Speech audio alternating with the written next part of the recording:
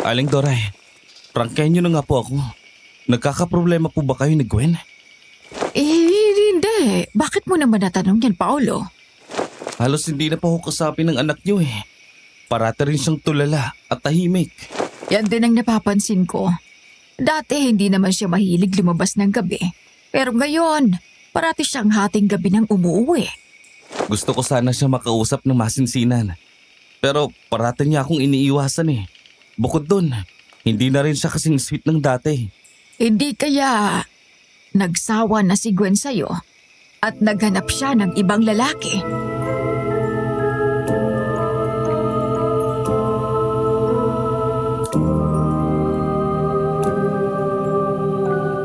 Anong gagawin mo kung sakaling ang babaeng gusto mong pakasalan ay unti-unting nagbabago? Ipalagay na lang natin na sweet siya nung una, pero nang lumaon, biglang nag-iba ang pakikitungo niya sa'yo. Iiwan mo ba siya kaagad? O susubukan mo pa ring ayusin ang relasyon niyo? Paki-comment ang sagot niyo ha, at gusto kong magbasa. Kung gusto mong malaman ang naging desisyon ko, subaybayan mo ang kwentong ito hanggang dulo. Magandang araw sa inyo, Miss Anne. Ako nga pala si Paolo. Hindi ko tunay na pangalan.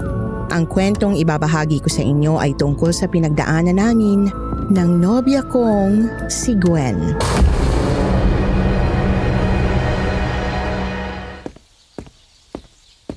Paolo, nasan siya? Ayos lang ba si Gwen? Natutulog pa rin siya hanggang ngayon. Buti na lang at nakarating ka. Pasensya na sa abala ha. Mukhang napa-absent ka pa sa trabaho dahil sa akin, Sandy. Wala yun, Pao. Basta ikaw. Handa ako mag-file palagi ng leave. Tsaka, importante ring makita ko ng personal si Gwen. Sandy, iha. Hindi ba't ikaw ang anak ni Tandang Sela? Yung albularyang nakatira sa paanan ng bundok? Opo, ako nga po. Pinapunta rin po talaga ako ni Nanay rito. Bili niya sa akin na ako munang tumingin sa kalagayan ni Gwen. Habang inaasikaso niya yung mga naonang dapat gamutin. Maraming salamat naman kung ganon. Halos mamatay na kami ni Paolo sa kaba habang binabantayan si Gwen. Ang bilis kasi ng mga pangyayari. Lahat tuloy kami nataranta. Ngayon, pwede na po kayong huminga ng maluwag. Ang nanay ko yata ang pinakamagaling na albulara rito sa bayan. Pero maiba po ako, Aling Doray. Wala ba kayong balak na patingnan muna sa doktor si Gwen? Ayaw kong kunin nila sa akin si Gwen, iha. Paniguradong pagkakamalan nilang may saltik at may sirang ulo ng anak ko. Naiintindihan ko kayo, Aling Doray. Base rin po sa kwento at pagkakakilala ko kay Gwen. Imposibleng may problema siya sa pag-iisip. Nakapagtataka nga lang kung paano niya kinayang katayin ng manok. Gamit lang ang mga kamay at ngipin niya. Para siyang isang aswang? Hindi. Imposible yan. Tao si Gwen. At hindi siya hayop katulad ng mga halimaw na sinasabi niyo. Hindi ito ang unang beses na nakakita ko ng ganito. Walang pinagkaibang sitwasyon niya sa babaeng ginamot noon ni Nanay. Anong ibig mong sabihin, Sandy? Hindi pa ako nakakasigurado pero mukhang nayanggaw si Gwen, Pao. Kailangan natin siyang dalhin mismo kay Nanay para matingnan siya. Sinong dadalhin saan, Sandy? Ay, Diyos ko po. Mabuti naman at nagising ka na, anak. Kamusta ang pakiramdam mo? Ayos ka lang ba? Wala bang masakit sa'yo? Medyo masakit lang ang ulo ko, Nay. Ano bang nangyari kagabi? Uminom ba ako hanggang sa malasing? Wala kang naalala, mahal? Hindi mo ba natatandaan kung anong ginawa mo kagabi sa bakuran? Hindi. Bakit? May nangyari bang masama sa akin o sa inyo? Seryoso ko, Paulo. Wala talaga akong maalala. Ang alam ko lang umalis kayo ni Nanay papuntang bayan pagkatapos ng blanko ng lahat. Pinatay mo ang alagang manok ni Aling Doray, Gwen. Wakwak ang tiyan nito at nawawala ang mga lamang loob. Nagbibiro ka yata, Sandy. Kung joke yan, hindi nakakatuwa ah. Alam mo namang pihikan ako sa pagkain at vegetarian ako. Hindi ako kakain ng manok at lalo ng lamang loob. Tama si Sandy, mahal. Nakita ka naming hinuhugot ang bitukan ng manok gamit mismo ang sarili mong bibig. Duguan ka at namumula ang mga mata. Para kang adik kung makatingin sa amin ni Paolo kagabi, anak. Paulit-ulit ka rin nagrereklamo tungkol sa gutom mo. Nagpupumiglas ka pa ngang umalis eh. Mabuti na lang at bigla kang nawala ng malay. bago ka pa nakalayo. Tsaka ka lang namin napasok sa bahay. Hindi ko kinayang lakas mo kagabi. Alam kong mahirap paniwalaan, anak. Miski kami, halos hindi rin lubos maisip na magagawa mo yon. Pero sa ngayon, maupo ka muna. Kailangan mo ng pahinga. Pwede bang sampalin niyo muna ako? Nananaginip yata ako eh. Totoo ang sinasabi nila, Gwen. Pero nandito kami para tulungan ka. Bakas sa ekspresyon ni Gwen kung gaano siyang nagulat sa kinuwento namin. Nanginginig ang kanyang kamay habang nakatitig sa sahig. Mabuti na lang at nandito si Sandy para tulungan kami. Akala ko simpleng cheating issue lang ang nangyayari pero mas malala pala. Wala akong alam tungkol sa mga aswang. Ang tanging alam ko lang, hindi ko kakayaning mawala sa akin si Gwen. Hanggat makakaya ko siyang iligtas, gagawin ko. Kahit makapalit noon ang sarili kong buhay.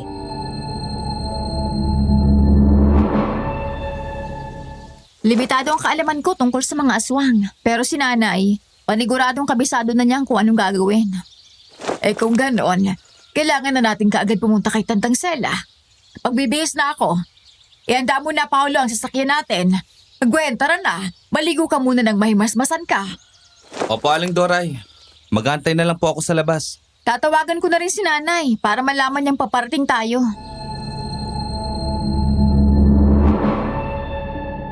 Sabay kaming lumabas ni Sandy sa balkonahin ng bahay.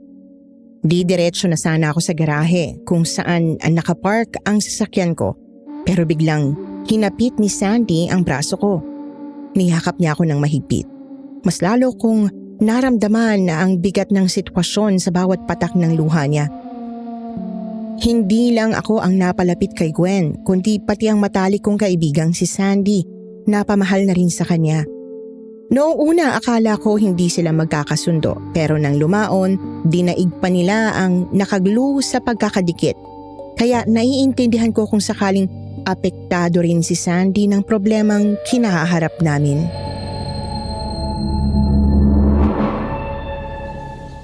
Alam kong mahirap, pero kailangan nating magpakatatag para kay Gwen. Baka hindi niya kayanin kung sakaling panghinaan tayo ng loob. Kilala kita, Pao.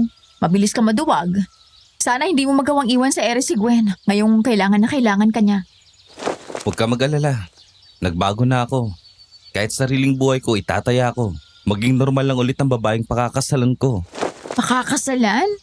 Nag-propose ka na ba sa kanya? Malapit na. Nakabili na rin ako ng singsing.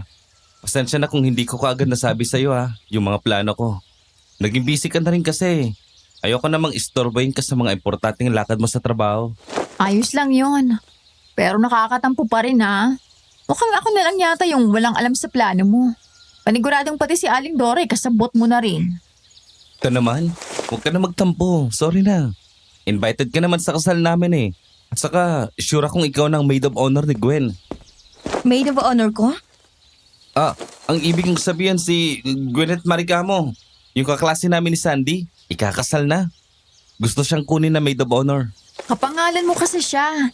Best friend ko rin yun noon, bago ako inagaw nitong si Pao. Ganun ba? Akala ko kasi Crisel kung pinag-uusapan niyo. Darating din kayo dyan, hindi ba, Pao? Pero sa ngayon, mukhang kailangan muna nating unahin yung kaligtasan mo. At isa pa, huwag ka mag-alala, mahal. May pinaplano rin ako para sa'yo. Hindi na ako magtatanong pa kung ganun. Alam ko namang hindi mo ako magagawang lokohin at ipagpalit sa kahit sino. Siyempre, ikaw na yata ang pinakamagandang babae sa balat ng lupa. Bukod pa ron, matalino ka at masipag. Sinong lalaki ang hindi mababaliw sa'yo?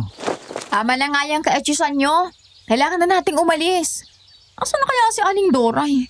Di pa ba siya tapos magsarado ng pinto, Gwen? Eto na! Ilalak ko lang itong main door. Kahit kailan talaga.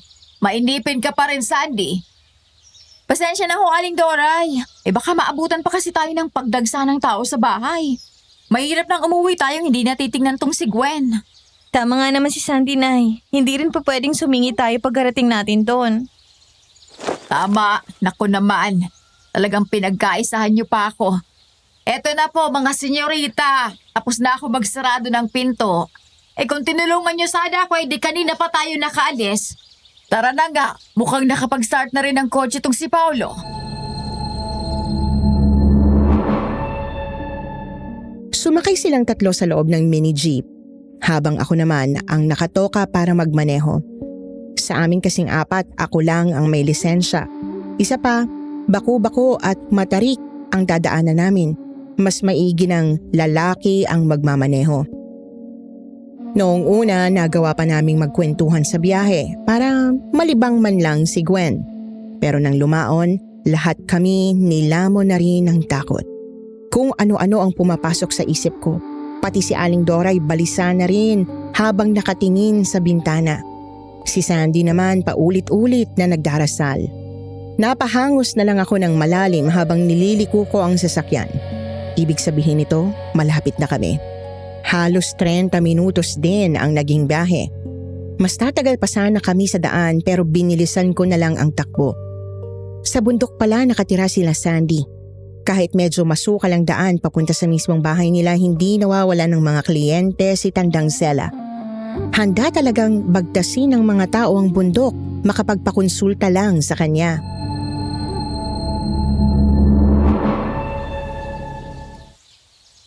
May dala ba kayong tubig? Medyo may kalayuan pang lalakarin natin. Di na kasi kayang ipasok yung jeep sa loob eh. Sanay naman kami maglakad ni Paulo, Sandy. Ewan ko nga lang to si nanay kung matatagalan niyang umakyat. Abay, mukhang nagiging okay na ang pakiramdam ng anak ko. Nagawa niya na akong hasarin ulit. Pero wag niyo akong mamaliitin. Alam ko nagkakaedad na ako pero hoy, malakas pa rin ang Aling Doray niyo. Para saan pa't palagi akong umiinom ng herbal? Narinig niyo yun Walang kakarga o aakay kay nanay dahil malakas pa raw siya. At patutunayan ko yan. Tara na, Sandy. Ituro mo na ang daan. Ay naku, tara na nga. Huwag kayong lalayo sa akin Mahirap nang magkahiwa-hiwalay tayo. Baka mamaya mamalayan ko, inasawa na pala tong sipaw ng tikbalang. Wag naman. Mababawasan ng gwapo sa mundo. Baka maging hari na rin ako ng mga engkanto kapag nakita nila ang mala-Adonis kong muka. Taas pa rin talaga ng apog mo, mahal. Halika na nga. Baka ako ang unang kunin ng mga kampo ng gubat kapag hindi pa tayo nakaalis. Dadaan muna sila sa akin bago kanila maangkin. Papakasalan pa kita, kaya hindi pwedeng maangkin ka ng kung sinong maligno. Ay naku, napaka-corny niyo talaga. Mahiya ka naman sana, Paulo, sa pagiging single ko. Alam mo kasi Sandy, siguradong may darating ding lalaki para sa'yo. Saka malay mo, di ba? Nasa paligid lang pala natin siya. Baka nasa likod ng mga puno o di kaya naman nasa ilalim ng lupa. Uy, wag mo nga ako matakot-takot, Pao. Baka ipakulam kita nang wala sa oras. Pero tama naman si Paulo, Sandy. Imposibleng walang magkakagusto sa'yo. Sa ganda at talino mong yan, paniguradong marami nagkakandara pang lalaki sa'yo. Sandali nga lang. Akala ko ba nagmamadali tayo? Bakit parang ang matanda pa ang nauunang maglakad sa inyo? Eto na po, Nay. Kahit kailan talaga napakamainipin nyo. Buti na lang at nakukuhang magpasensya sa inyo ni tatay. Che, tigilan niyo nga ako. Bilisan na lang natin ang lakad para makarating tayo kaagad. Mahirap nang magtagal tayo sa daan, lalo na sa sapit ng 12:00 ng tanghali.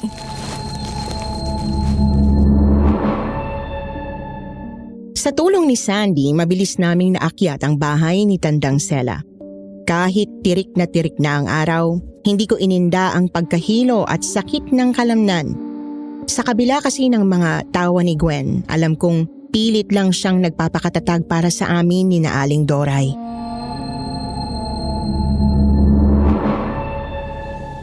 Sandy, marunong palang maglatin ng nanay mo?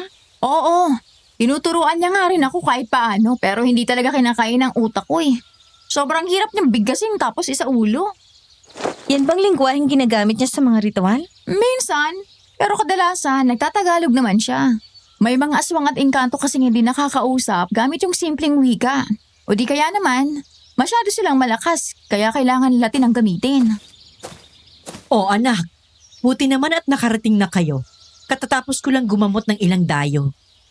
Siya na ba si Gwen? Opo, Nay. Kasama ko rin po si Aling Doray, ang ina ni Gwen. Magandang umaga po. Siguro na ikwento na rin ni Sandy ang nangyari sa anak ko. Ay sana matulungan niyo kami. Halina kayo rito. Sa loob natin pag-usapan ng mga detalye. Mahirap nang marinig tayo ng iba pang mga maligno. Maligno? Akala ko ba nayanggaw si Gwen? Maraming galit na elemento kay nanay dahil sa pagiging albularyo niya. Minsan, nakikinig sila sa mga usapan namin at doon kumukuha ng impormasyon. Naalala ko nung bata pa ako, may kalaro akong muntik mamatay dahil sa isang engkanto. Pero huwag kayong mag-alala. Pagpasok natin ng bahay, protektado tayo ng pananggalang. Tama si Sandy. Walang dapat makaalam ng nangyayari kay Gwen. Sa oras na kumalat ang balitang nayanggaw siya, hindi lang tao ang magpipiesta sa kanya. Pumasok na tayo. Malapit nang mag-alas 12.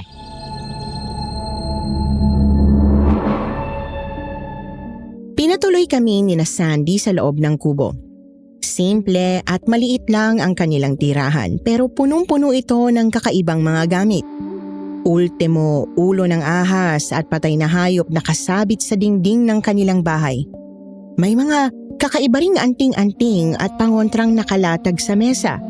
Katabi noon ang isang palanggana ng tubig at kandila.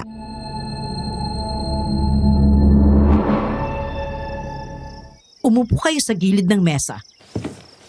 Sisimulan natin kaagad ang pagtatawas. Lumapit ka rito sa akin, Gwen. Huwag kayong mag-alala. Kailangan talaga nating magtawas para malaman kung anong punot dulo ng problema. Hawakan mo ang kamay ni Nanay Gwen. Sige na anak, wala kang dapat ikatakot. Nandito kami ni Paulo para tulungan ka. Sisindihan ko na ang kandila. Kapag tumulo na ito sa palanggana, basagin mo, Sandy, ang itlog. Humanda ka, Gwen. Hawakan mong maigi ang kamay ko. Anong nangyayari? Bakit biglang lumalakas ang ihip ng hangin? Isa yang masamang pangitain. Kahit hindi pa nabubuo ang imahe, may kutob na ako kung anong uri ng nilalang ang nagambalan ninyo. Kailangan nating bumuo ng bilog. Paulo at Aling Doray, magawakan tayo ng kamay. Hindi po pwedeng masira ang proteksyon habang nagtatawas. Mahabaging bathala! Nagawa na niyang pasukin ang pananggalang! Kakaunti pa! Malapit nang mabuo ang imahen! Hindi ko na po kakayanin. Nanghihina na po ako. Kaunting tiis pa, iha! Pakiusap! Kailangang matapos ang pagtatawas. Dahil maaaring mas maisapeligro ang buhay mo kapag naputol ang ritual. Konting tiis pa anak. Nandito lang kami, mahal. Huwag kang bibito sa pagkakahawak. Ayan na! Nabuo na ang imahen sa langis. Basagin mo na ang itlog, Sandy. Kapag masangsang na amoy ang bumungad, iisa lang ang ibig sabihin nun. Pagkatapos bitawan ni Sandy ang kamay ko, dali-dali niyang binasag ang itlog sa loob ng palanggana. Kagaya ng inaasahan ni Tandang Sela, kumalat ang amoy bugok sa loob ng sala. At pati laman nito, halos hawig sa tinta ng pusit sa kaitiman. Lahat kami napatakip ng ilong, maging si Gwen, mas lalong nahilo sa tindi ng amoy nito. Ramdam ko ang panghihina niya habang inaakay ko siya patayo. Habang mas tinititigan ni Tandang Sela ang naging resulta ng ritual, hindi ko mapigilang matakot para sa kalagayan ni Gwen.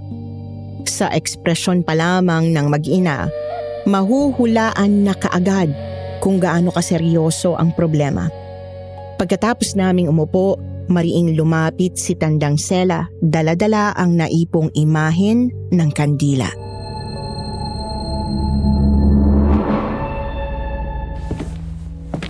Mahabag sana sa atin ang Diyos.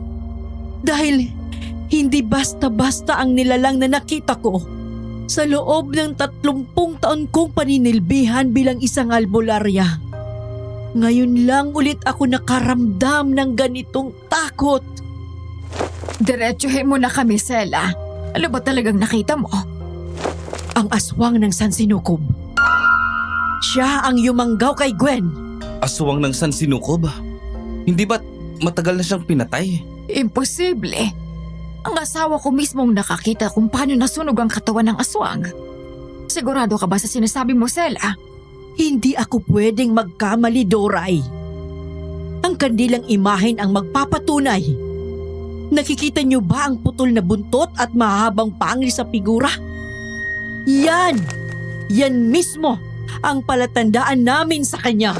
Ay, Diyos ko po. Bakit ang anak ko pa? Nakita mo ba, Sela, kung bakit si Gwen ang napili niyang yang gawin? Isa lang ang nakikita kong dahilan. Bumalik siya para kumuha ng babaeng pakakasalan. Ang balak magparami ni Alejo. Paniguradong desperado na rin siyang humanap ng magiging alila. Alejo? Kapangalan niyang matandang hukluban sa bundok malinding. Tama ka, Paulo. Pero hindi aswang sigurang Alejo. Imbes, alaga niya ang nilalang ng San Sinukob. Matagal nang sabi-sabi kung paano umabot ng 150 ang edad niya. Bantay niya raw ang aswang at doon siya humuhugot ng lakas. Kapalit ng mahabang buhay, kailangang magsakripisyo siya ng isang babaeng birhen. Tuwing pagsikat ng pulang buwan, kailangan dumanak ang dugo ng isang alay. Dahil kung hindi, buhay ni Gurang Alejo yung nakataya. Simula nang kumalat ang sikreto nila, pinangalanan ng aswang na Alejo. Palatandaan na dapat iwasan ang matandang hukluban sa bundok malinding. Ibig sabihin papatayin nila ako? Kung ganon, bakit kailangan pang maging aswang ako? Tapos na ang pag-aalay, Iha. Iba ang plano sa iyo ni Alejo. Base sa mga nakita kong sintomas, malinaw na kailangan niya ng isang nilalang na magdadala ng supling. Ikaw ang magtutuloy ng lahi niya. Hindi ako papayag. Paulo, mahal, tulungan mo ako. Huwag ka mag-alala, mahal. Gagawin ko ang lahat para maibalik ka sa normal. Hindi ka makukuha sa akin ng kahit sino pa mang kampo ng kadiliman. Tutulungan din kita, Iha. Bibigyan kita ng gamot at mga pangontra nang sa ganon, mapigilan natin ang pangyayanggaw. At ikaw naman, Doray, naiintindihan kong natatakot ka. Pero kailangan mo magtiwala sa akin. Hindi si Gwen ang unang babaeng sinubukang kunin ni Alejo. Sa katunayan, pinagtangkaan niya rin ang anak ko. Ano po? Pati si Sandy? Pasensya na, Pao, kung hindi ako nagkwento sa iyo kaagad. Marami ka rin kasi naging problema noong mga nakaraang linggo. Ayoko lang dumagdag. Sandy naman. Ngayon ka pa ba magtatago ng ganyang kaimportanting problema? Paano kung naging aswang ka nga, tapos hindi man lang namin alam ni Gwen? Hindi ko sinasadya, Pao. Iniisip ko lang kasi yung kalagayan mo Kung talagang iniisip mo ko, hindi mo magagawang mag-blame sa akin. Sana naintindihan mo kung saan ako nanggagaling, Sandy. Pasensya na, pero lalabas muna ako para magpahangin. Pao, saglit! Uy, pakinggan mo muna ako! Hayaan mo muna siya, Sandy. Kailangan niya magpalamig ng ulo. Pero naiintindihan mo naman ako, Gwen, di ba? Huwag kang mag-alala. Naiintindihan ko kung bakit nagawa mong itago sa amin ang nangyari. Bilang kaibigan at nobya ni Paulo, alam kong mahihirapan siya kung sakaling malaman niyang nanganganib ang buhay mo. Salamat. Ngayon alam ko na kung bakit nagustuhan ka talaga ni Pao. Tama nga siya. Hindi makitid kundi malawak akong mag-isip. Ay syempre, ako yatang nagpalaki sa kanya. Malamang, sa akin yan magmamana ng pagiging matured. Hindi ba, Gwen? Bakit parang pinag-aagawan niyo ako ni tatay? Mukhang nasabi niya rin noon na sa kanya ako nagmani. Ay sus, anong sa tatay mo? Di nga yun marunong magsaing ng maayos. Ay sorry, Sela.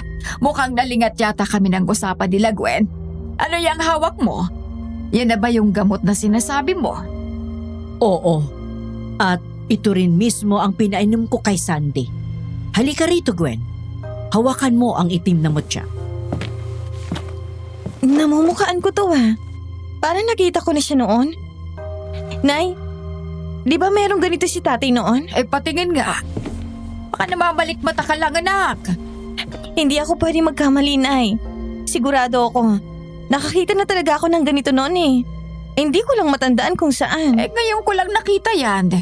Imposibleng may ganyan ang tatay mo. Kung meron, di sana alam ko. Isa pa, ano namang gagawin niya sa itim na mutya? Hindi naman albularyo si Edgar. Basta, Nay. Sigurado ako. Pamilyar sa akin ang hugis at itsura ng mutya. Pasensya na, Iha. Pero nagkakamali ka. Nag-iisa lang ang itim na mutya. Ako mismo ang dumukot nito mula sa nag-aapoy na bangkay ng isang aswang. Hindi ko rin ito ginagamit sa kahit sino, kahit pa sa kaibigan kong si Edgar. Baka na malikmata ka lang, Gwen. Baka nga. Pasensya na po. Siguro pagod lang din ako. Naiintindihan ko, Iha. Maaring isang pangitay ng nakita mo noon. Marami na ring nakapagsabing napapaniginipan nila ang mutya sa tuwing mahaharap sila sa panganib. Bukod pala sa pangontra, ibibiling ko rin sa iyo itong gamot. Kailangang masunod palagi ang oras ng pag-inom nito, Iha. Dahil kung hindi, baka mas lalong bumilis ang pagpapalit mong anyo. Parati mong tatandaan, dapat kang uminom kada alas 9 ng gabi. Eh kung sakaling hindi masunod ang pag-inom, anong maaaring mangyari, Sela? Magiging ganap na aswang si Gwen. At kapag tuluyan nang nawala ang kanyang ulirat, hindi na natin maibabalik ang pagiging tao niya. Ay, Diyos ko po. Kung ganon, ako mismo ang maninigurong nasusunod ang lahat ng bilin mo. Bukod sa gamot, hindi pa pwedeng tanggalin ni Gwen ang mutya sa pulsuhan niya. Sa oras na malingat kayo at mapigtas ito, maaaring mahanap siya ni Alejo. Ang mutya ang tutulong na magligaw sa kanya. Alagaan mo yung mabuti, Gwen.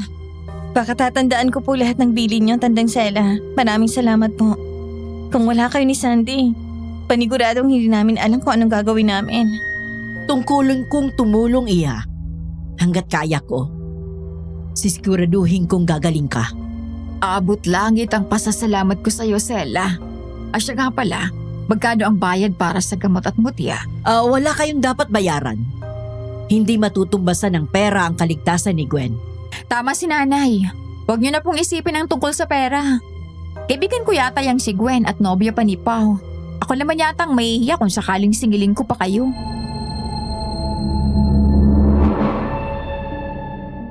Pagkatapos kong magpahangin ng kaunti sa labas, naisipan ko ring bumalik kaagad sa loob. Hindi ko sinasadyang magalit kay Sandy. Nabigla lang din ako sa ginawa niyang pagsisikreto. Simula pagkabata kasi nangako kaming magtutulungan sa kung anumang problema. Pero simula nang maging kami ni Gwen, paunti-unting dumistansya si Sandy sa akin. Pagbukas ko ng pintuan, ang paningin nilang lahat napako sa akin.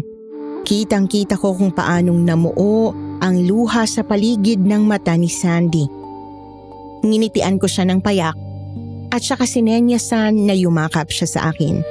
Mabilis siyang tumugon at tumakbo papalapit sa akin.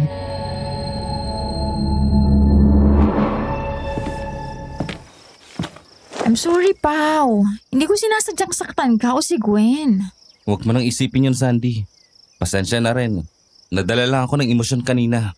Dapat pinakinggan muna kita dahil paniguradong may rason kung bakit mo yung nagawa. Salamat. Rami, simula ngayon mas magiging open na ako sa inyo. Mabuti naman at nag-aayos na kayo. Pero o siya, mukhang kailangan na rin naming magpaalam. Maraming salamat sa inyo, Sela at Sandy. Napakalaking tulong ninyo sa paggaling ng anak ko. Kung hindi po dumating si Sandy kanina, paniguradong kung saan-saan na kami nakarating. Hulog talaga kayo ng langit sa mga taong nangangailangan. Wala kayong dapat ipagpasalamat. Ibinabalik ko lang kung anumang pinagkaloob sa akin ng Diyos. Lagot na. Malapit na pala mag-alas 4. Hindi kayo pwedeng maabutan ng dilim sa daanan mamaya. Nay, iatid ko na sila. Napakadelikado pa naman sa bandang tunang sityo. Mauna na po kami, Tandang Sela. Maraming salamat po ulit.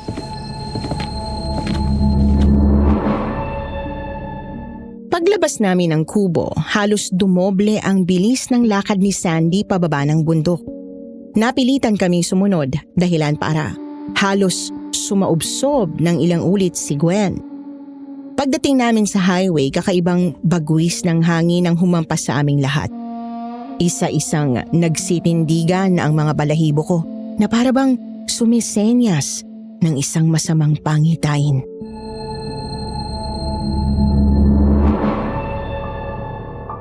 Kailangan nyo nang umalis. Bilisan mo mapapatakbo, Pao. Hindi pwedeng maabutan kayo ng dilim sa bahaging ito ng sityo. Anong nangyayari, Sandy? Bakit nanginginig ka? Huwag niyo na akong pansinin. Umalis na kayo. Pau, ikaw nang bahala kay Gwen. Tama si Sandy. Sumakay ka na, anak. Maraming salamat uli sa iyo, Iha. Ipaalam mo na lang kami kay Sela. Kayo rin, mag-iingat kayo. Tara na, Paulo. Maghanap na lang tayo ng shortcut kung mayroon. Hindi naman sa tinatakot ko kayo pero bakit pakiramdam ko? May nakasunod sa atin simula nang lumabas tayo sa kubo ni Tandang Sela. Diyos ko, akala ko ako lang ang nakaramdam. Pati ba ikaw, Gwen? May kakaiba ka rin napansin. Ako rin ay meron. Pero wag na muna siguro natin yung pag-usapan. Mas lalong naaakit ang mga aswang kapag pinagkakwentuhan sila. Sige, subukan na lang nating libangin ang isa't isa. Malapit na ba tayo sa sentro ng bayan, Paulo? Mga 15 minutos pa po, Aling Doray. Ito na kasi ang pinakamabilis na takbo ng sasakyan natin eh. Kung 15 minutos pa, baka madilim na bago pa tayo makaalis dito. Gwen, anak, ayos ka lang ba? Ay, nangihina po ako. Konting tiis pa, anak. Makakauwi rin tayo. Ano bang nararamdaman mo? Susubukan ko pang bilisan ng takbo, mahal. Kumapit ka lang. Nagugutom ako. Wala na bang ibibilis pa yan, Paulo? Baka pwedeng bumalik na lang tayo kila Sandy kung talagang malayo pa ang bayan. Baka maubusan po tayo ng gasolina kung babalik tayo. Mas lalo pa tayong mahirapan bumalik. Alejo. Alejo. Diyos ko po. Mahabag kayo sa amin. Gwen, anak. Alam kong nandyan ka pa. Labanan mo ang aswang na sumasapi sa'yo. Lagot na. Talaga ngayon pa pumalya ang makina. Hindi tayo pwedeng abutin ng gabi rito. Marunong ka bang mag-ayos ng sasakyan, Paulo? Susubukan ko pang remedyo ng makina. Ikaw na po ang bahala kay Gwen. Bilisan mo, Paulo. Nag-iiba na ang kutob ko sa kalagayan ni Gwen. Alejo. Lapitan mo kami rito. Alam kong nariyan ka lang sa tabi-tabi. Magpakita ka sa amin. Tatagan mo ang loob mo, Gwen. Alam kong naririnig mo pa kami. Gwen? Sino si Gwen? Nagkakamali ka yata, Paulo. Suot niya ba mo dyan, Aling Doray? Bakit parang walang talabang mga binigay ni Tandang Sela? Nawawala ang mutya, Paulo. Napigtas sa pulsuhan niya ang pulseras. O Diyos ko, huwag niyo naman pong sabihin na hulog natin sa bundok. Tingnan niyo po sa saig ng sasakyan. Bilisan niyo, Aling Doray. May naririnig akong paparating. Napalunok ako ng mariin sa kakaibang tunog na namutawi sa aming likuran. Hindi tao at mas lalong hindi hayop ang nakasunod sa amin. Hindi pa ako sigurado kung maayos na ba ang makina. Sinara ko ang hood ng sasakyan. Nagkatinginan kami ni Aling Doray. Mabuti na lang at nahanap niya ang mutya. Nahulog siguro ito kanina habang naglulupasay si Gwen. Sumakay ako at nanginginig na pinaandar ang makina.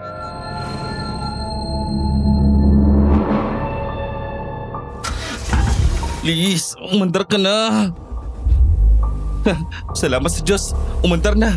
Kumapit kayo. Bilisan mo, Paulo. May nakikita akong anino sa likuran natin. Huwag na kayong mag-aksaya ng lakas.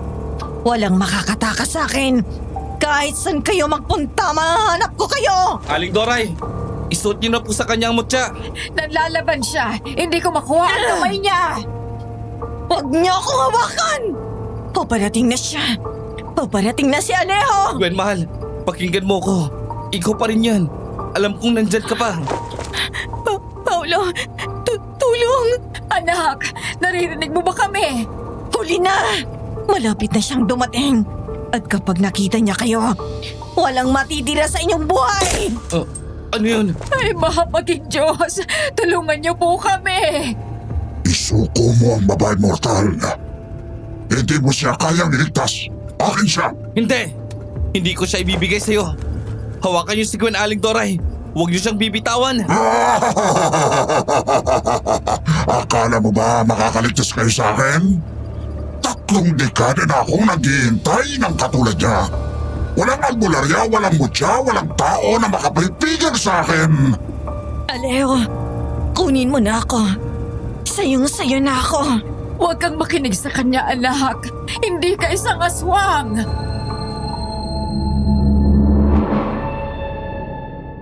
Sinubukan kong pabilisin ang takbo ng sasakyan. Pero kahit anong paharurot ko, nakakapit pa rin ang matatalim na kuko ni Alejo sa bubong. Ang mas nakakatakot pa, malapit nang maubos ang laman ng tangke. Bago pa kami makarating sa bayan, paniguradong tumirik na ang makina. Nakapikit na lang ako sa kaba. Sa huling pagkakataon, inapakan ko ang accelerator. Sa wakas, tumilapon si Alejo sa kalsada. Nakahinga na sana kami ng malalim pero mabilis din itong napalitan ng takot. Biglang lumitaw sa harap ng sasakyan ng isang napakalaking anino. Ang mga mata nito ay parang nagliliyab sa pula. Dagdagan pa ng mga pangil niyang nakausli sa labas ng bibig. Pikit mata kong inapakan ulit ang accelerator pero biglang tumigil ang makina.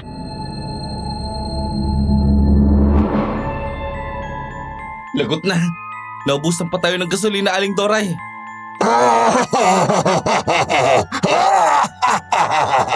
Akala niyo makakatakas kayo sa akin? Hangga na ba kayong isuko si Gwen? Hindi. Hindi ka namin papayagang kunin si Gwen. Kung ayaw niyong ibigay siya ng kusa, buhay ang magiging kapalit! Biglang sumugod si Alejo sa sasakyan. Gamit ang mahahabang kuko, sinira niya ang salamin sa harap. Pinrotektahan ko si Gwen at si Aling Doray gamit ang sarili kong katawan. Naglipara ng bubog sa ere at pati mukha ko nagkanda sugat-sugat. Niyakap ko ng mahigpit si Gwen habang taimtim na nakapikit. Ang pagmamatigas ko ay mas lalong nagpainit ng ulo ni Alejo. Puwersahan niya akong kinaladkad palabas ng sasakyan. Sa sobrang lakas niya, nakaya akong ilambitin ni Alejo gamit lang ang isang kamay. Habang nagkukumahog ako para lumanghap ng hangin, walang awa niyang kinalmot ang dibdib ko.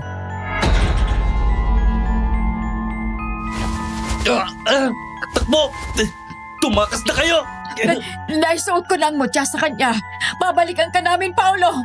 Tara na, anak. Paulo, mahal, anong ginawa niya sa'yo? Huwag ka mag-alala. Okay lang ako. Hanggang kailan mo kakayanin ipagtanggol ang babae niyan? Tingnan mo! Unti-unti na siyang nagiging aswang. Hindi mo na siya may babalik sa dati! Hindi. Ayoko maging aswang. At mas lalong hindi ako sasama sa'yo. Nakikita mo tong mutya. Habang suot-suot ko to, hindi ka makakalapit sa akin. Ako ang aswang ng sang sinukob! Walang kahit anong mutya na makapipigil sa akin! Kung sa tingin mo, kaya kang pagalingin ni Sena, nagkakamali ka. Walang binatbat sa akin ang maginang yun. Tingnan mo ko sa mga mata, mortal. Tingnan mo kung paano ko kukunin ang huling hininga ng nobyo mo. Hindi mangyayari yun.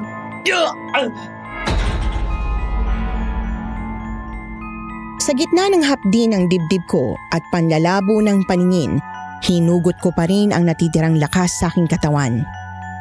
Hindi ito takot, kundi puot ng isang lalaking handang pumatay para sa kaligtasan ng mga taong mahal niya.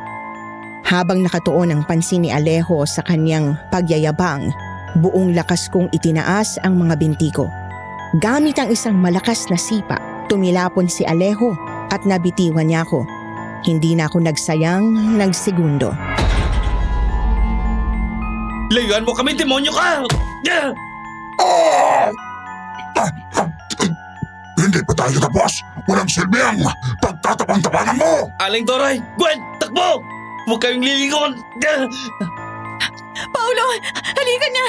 Kaya mo bang tumayo? Kaya ko, tara! Sa gubat tayo dumaan. Hindi niya tayo masusundan doon. Tanging liwanag lang ng buwan ang nagsilbing gabay namin. Ramdam ko ang mainit na dugong dumadaloy sa mukha at dibdib ko pero baliwala para sa akin ang sakit. Ang bawat kaluskos sa aming likuran ay tila ba hininga ni Alejo na humahabol sa amin. Hindi ko alam kung ilang kilometro ang tinakbo namin hanggang sa natanaw na namin ang pamilyar na kalsada patungo sa aming barangay.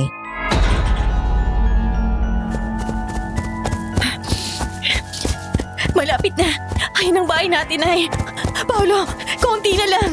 Ay, salamat sa Diyos. Bilisan nyo! Nakauwi na tayo. Malapit na rin sumikat ang araw. Hindi na tayo masusundan dito ni Alejo. Ay, Diyos ko, Paolo. Ang dami mong sugat. Gwen, kumuha ka ng malinis na tela at alkohol. Dali!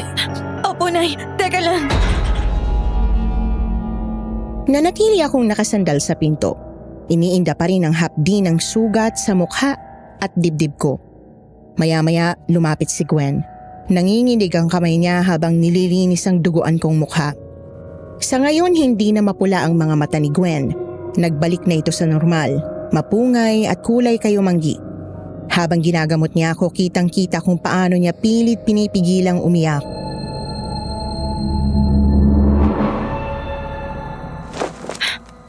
Bakit mo ginawa yun, Paolo?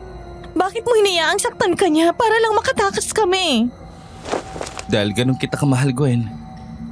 Anong silbi ko kung makikita kitang kinukuha ng halimaw na yun? Mas pipiliin ko pang mamatay habang lumalaban kaysa mabuhay bilang isang duwag. Patawarin mo ako. Dahil sa akin ang anib ang buhay mo. Wala kang kasalanan, mahal. At tandaan mo, suot mo ang mutya. Hindi kanya nakuha dahil malakas sa Gwen. Mas malakas ang pagkatao mo kaysa sa aswang na nasa loob mo. Tama si Paolo, anak. At hindi tayo susuko hanggat hindi ka tuluyang gumagaling. Kung buhay namin ang magiging kapalit, maprotektahan ka lang. Hindi kami magdadalawang isip. Salamat, Nay. Salamat, Paolo. Hindi ko alam kung saan ako ngayon pupulutin kung wala kayo. Walang anuman, mahal. Pero sa ngayon, magpahinga na muna tayo. Matulog na muna kayo na Aling Doray. Ako na ang magbabantay sa pinto. Pero Paolo, kailangan mong magpahinga. Hindi ako makakatulog hanggat alam kong nasa labas pa siya. Huwag ka mag-alala, mahal. Hanggat may lakas pa ako, walang makakapasok sa bahay na to.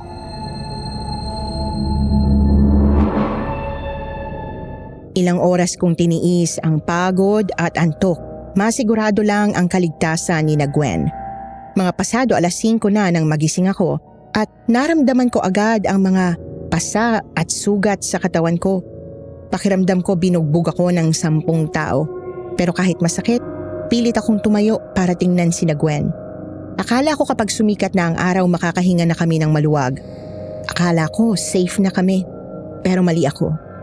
Habang binabantayan ko silang matulog, nabubuo na naman ang isang panibagong problema. At hindi ito galing sa gubat, kundi sa cellphone. May kumuha ng video nung isang araw at ngayon, trending na ang nobya ko.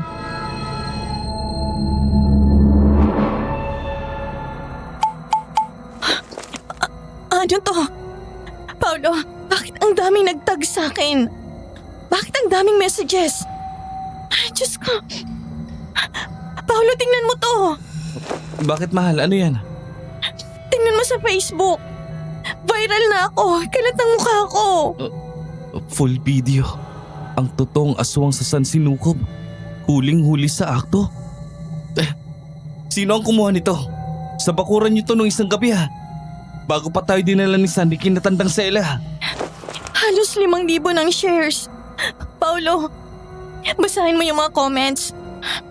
Dapat yan pinapatay. Sunugin ang bahay niyan bago makapambiktima.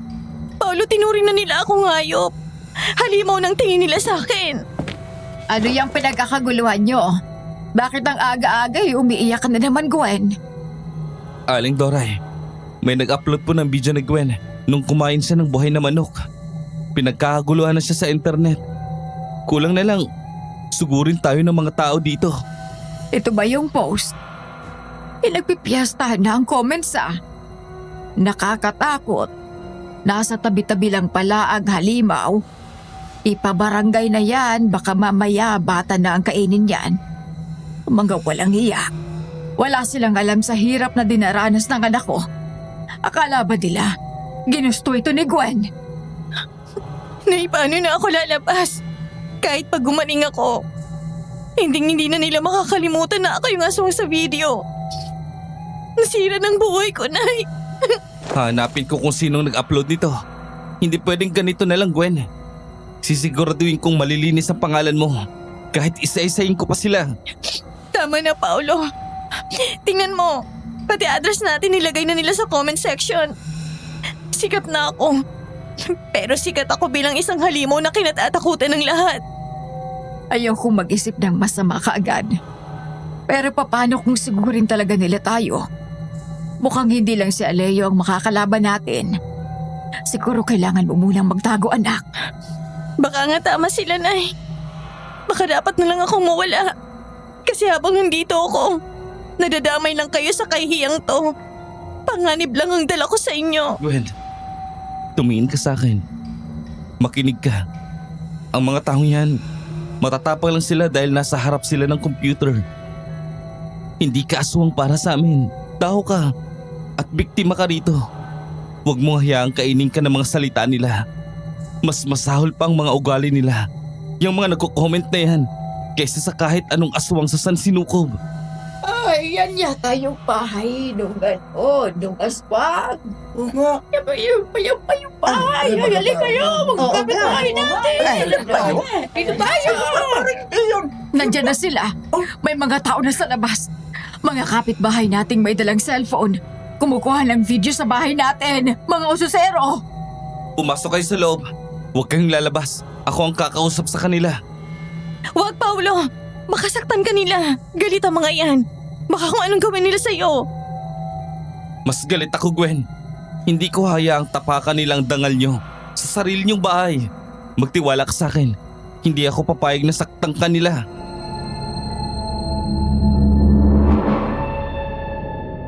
Doon ko napagtanto, mas mabilis pa sa kidlat ang chismis sa Facebook. Akala namin nakatakas na kami kay Alejo, pero mukhang mas matindi ang kagat ng panghuhusga mula sa kapwa naming tao. Habang naririnig ko yung sigawan sa labas ng gate, tinitigan ko si Gwen. Nanginginig na naman siya at sa pagkakataong to, hindi ko na alam kung sino ang mas nakakatakot. Ang mga halimaw sa dilim o ang mga taong nagmamarunong sa liwanag. Pero isa lang ang sigurado ko, hindi ko bibitiwan si Gwen.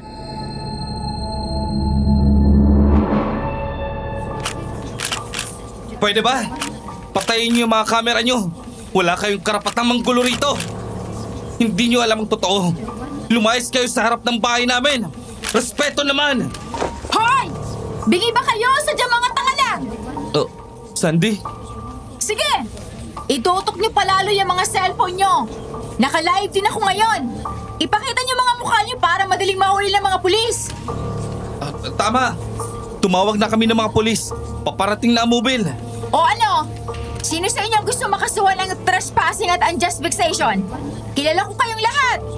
Gusto niyo bang isama ko pa kayo sa report ko sa barangay? Narinig yun? Sinong gustong maunang damputin na? Alis! Takbo na! Habang wala pa ang mga tanod! Layas! Ay, nako. Magsaga tayo dito. Baka tayo pang makulong. Salamat. Buti dumating ka. Nakita ko yung post. Alam kong hindi mo kakayanin mag-isa to, Pao. Masyadong mabilis kumalat ang balita. Hindi ko na alam ang gagawin ko, Sandy. Akala ko, si Alejo lang kalaban namin pero hindi. Hayaan mo na sila. Ang importante, safe kayo sa loob. Tara, pumasok na tayo. Bago pa may bumalik na ososero.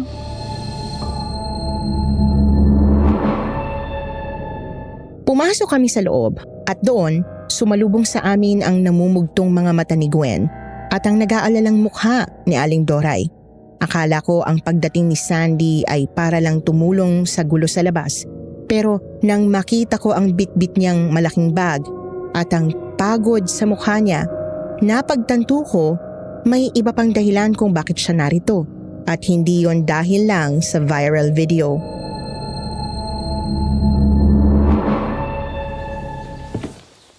Magandang umaga po, Aling Doray. Gwen. Sandy, salamat sa ginawa mo kanina. Kung wala ka, baka napasok na nila kami dito. Oo nga, Iha. Ulog ka talaga ng langit. Pero teka, bakit parang ang dami mong dala? At nasaan si Sela? Nasa labas po siya, Aling Doray. Inaayos lang po yung mga gamit sa tricycle. Ang totoo po niyan, kailangan ko po sanang... kailangan po sana namin makituloy muna dito sa inyo. Kung ayos lang po sana. Bakit, Sandy? Ano nangyari? Di ba nasa bundok ang bahay nyo? Hindi ba't mas ligtas doon? Inatake kami ni Alejo kagabi, Pao. Ano? Oo, pasado 11:00 noon. Nang naramdaman ni nanay na may bumabasag sa proteksyon ng bahay. Hindi namin alam kung paano niya nagawa. Pero nabali niya ang mga pananggalang. Muntik na kaming hindi makalabas ng buhay. Nasaktan ba kayo? Si Tantang Sela, kumusta siya? Ayos lang kami. Nakatakas kami kaagad. Pero hindi naligtas ang kubo. Wasak na yung altar ni nanay.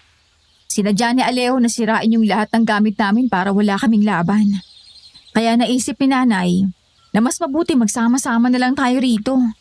Ay, Diyos ko po, pati kayo dinamay na niya. Mas mapoprotektahan ni nanay si Gwen kung nasa iisang bahay lang kami.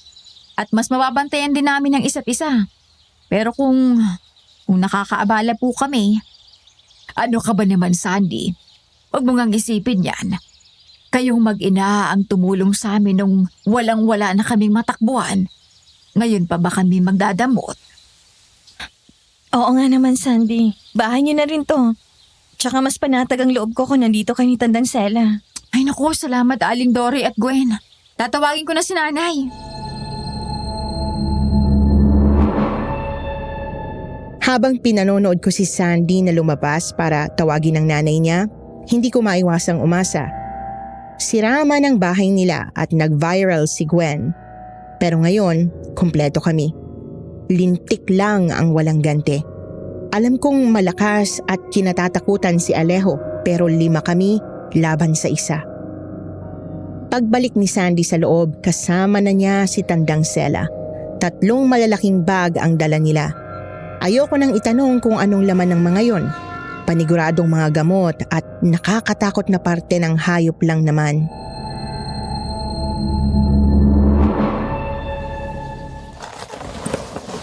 Sela, may gusto sana akong itanong. Ano yun, Doray? Di ba suot na ni Gwen ang itim na mutya? Sabi mong ipananggalang yun para hindi siya maamoy o maramdaman ni Alejo. Pero bakit kagabi? Parang alam na alam niya kung nasan kami. Sinusundan niya kami na parang may GPS siya. Tama ka. Nakapagtataka nga. Ang itim na mutya ay isa sa pinakamakapangyarihang agimat laban sa mga aswang. Kung nahanap pa rin kayo, ibig sabihin, lumalakas si Alejo. O di kaya, may connection siya sa dugo ni Gwen na hindi kayang putulin gamit ang mutya lang. Anong ibig niyo sabihin, Tandang Sela? Kailangan nating maghanda ng mas matapang na proteksyon. Hindi sapat ang iniinom niyang gamot. Kailangan natin ng pangontra na ipapahid mismo sa balat niya para maitago ang amoy ng kanyang dugo. Anong klaseng pangontra po? Isang espesyal na langis. Pero hindi madali ang paggawa nito. Kailangan natin ng isang sangkap na hindi nabibili sa palengke o nakukuha sa gubat. Anong sangkap, Nay? Ang bulaklak ng unang hinaing. Tumutubo lang ito sa pinakaunang puntod na inilibing sa sementeryo ng San Sinukob. Sa sementeryo? Ngayon po ba kailangan kunin yun? Oo, Paulo. Bago sumapit ang dilim, kailangang sariwa ang bulaklak para gumaan ang langis. Ako lang kukuha, Nay. Kabisado kong sementeryo. Sasamahan na kita, Sandy. Delikado kung mag-isa ka lang. Lalo na't mainit ang mata ni Alejo sa atin eh. Mabuti pa nga, mag-iingat kayo at huwag kayong magtatagal. Wala kaming inaksayang oras ni Sandy. Gamit ang motorsiklo ko, binagtas namin ang daan papunta sa lumang sementeryo ng San Sinukob. Pagdating namin sa sementeryo, agad naming hinanap ang pinakaunang puntod. Luma na ito, halos burado na ang pangalan sa lapida, pero sa gitna ng mga damo, may isang kulay ubing bulaklak na namumukadkad.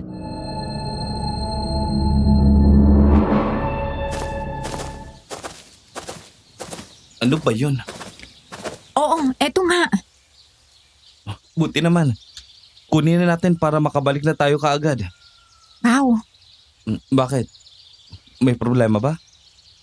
naalala mo nung high school tayo? Nung tinanong kita kung sino ang crush mo tapos sabi mo, secret? Oo naman. Bakit mo biglang naisip yan?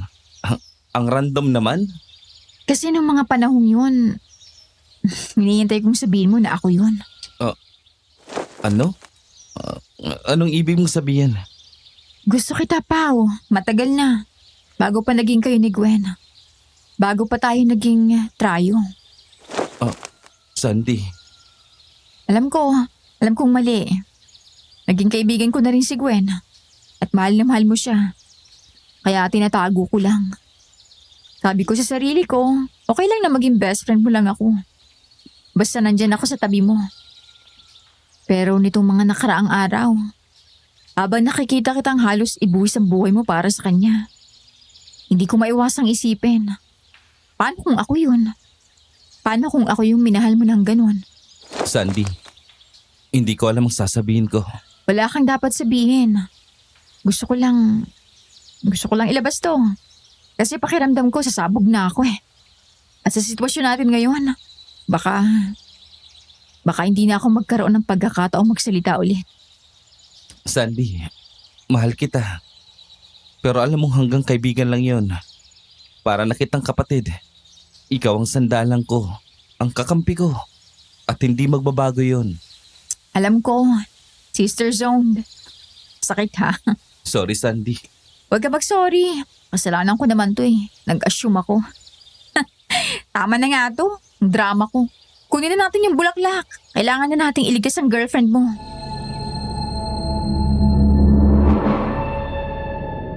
Pinanood ko si Sandy na pitasin ang bulaklak.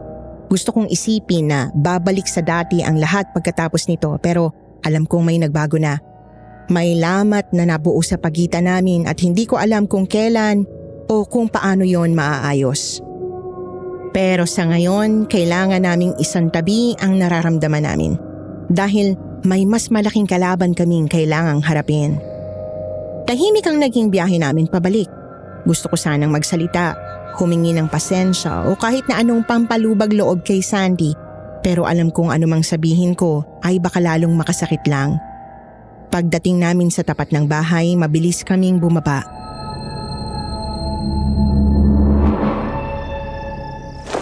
Nandito na kami, Tandang Sela. Heto na pang bulaklak. Salamat sa Diyos. Akala ko kung ano nang nangyari sa inyo sa daan. Bakit parang namumutla ka, Sandy?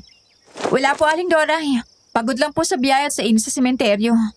Nay, eto na po yung bulaklak ng unang hinaing.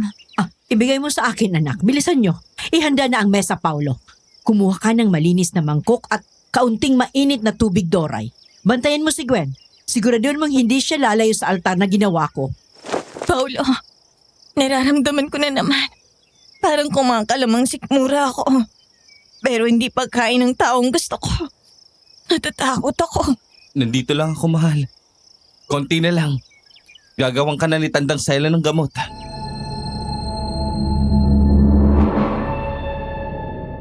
Mabilis na kumilo si Tandang Sela. Nilagay niya ang kulay ubeng bulaklak sa maliit na almires. Hinaluan niya ito ng kung anong klaseng langis na galing sa kanyang bag at ilang butil ng itim na asin. Habang dinidikdik niya ang mga sangkap, may binubulong siyang mga salita na hindi ko maintindihan, mga dasal o orasyon.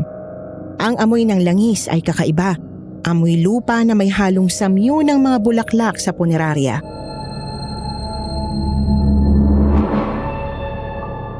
Heto na. Lumapit ka rito, Gwen. Hubarin mo ang iyong balabal. Tutulungan na kita, anak. Sige na, dahan-dahan lang. Paulo, Sandy, hawakan nyo ang kanyang mga balikat. Maaring humapdi ito sa simula dahil ang langis na ito ang susunog sa amoy ng dugo ni Alejo na dumadaloy sa kanyang balat. Ang apdi! Tiisin mo, iha. Kailangang manuot ang langis sa iyong balat. Kaya mo yan, Gwen. Parang ito sa kaligtasan mo. Hindi ko na talaga kaya. Parang pinapaas ang balat ko.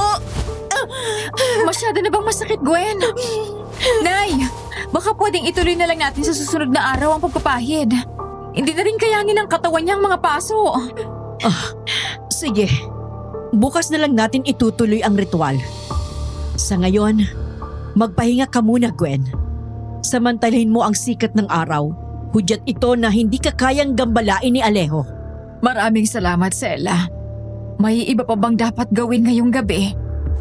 Kailangan nating maghanap ng bagong matitirhan sa lalong madaling panahon. Hindi tayo pwedeng magtagal dito sa San Sinukob. Pero sa ngayon, magsasara muna tayo ng lahat ng pinto at bintana. Walang lalabas. Kahit anong boses o huni ang marinig niyo sa labas. Paulo, kumuha ka ng mga pako at martilyo. Siguraduhin nating hindi basta-basta mabubuksan ang mga pwedeng daanan sa bahay na to. Opo, gagawin ko po kaagad. Salamat po, Tandang Sela. Gumaan na rin ang pakiramdam ko. Habang inaalalayan ni Aling Doray si Gwen na humiga sa sofa, lumapit sa akin si Sandy. Tinapik niya ang balikat ko. Habang umuupo sa bakanting upuan sa tabi ko, malamig ang mga palad niya at mapuputla pa rin ang labi hanggang ngayon.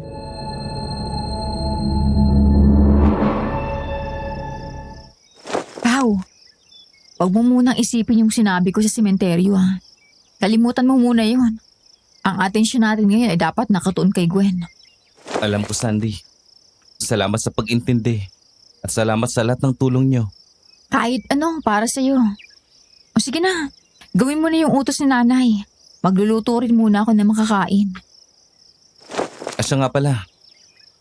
May tanong ako. Hindi ba sinubukan ka rin niyang gawin ni Alejo?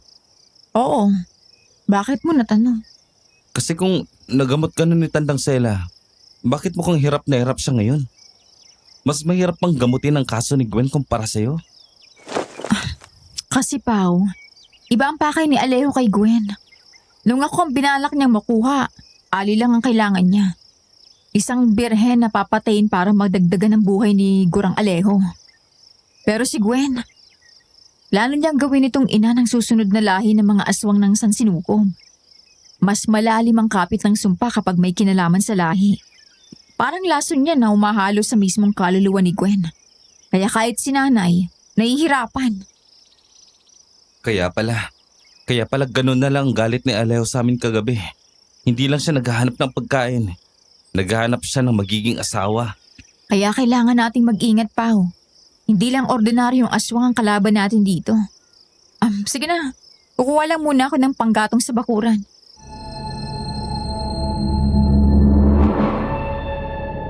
Pinanood ko si Sandy maglakad patungo sa likod bahay. Mas lalo akong natakot dahil sa sinabi niya. Habang bitbit ko ang martilyo at pako, napansin ko si Aling Doray na abala sa pag-aayos ng mga gamit ni Tandang Sela sa kabilang kwarto. Pero tumigil siya at nakita ko ang pagbabago sa kanyang ekspresyon.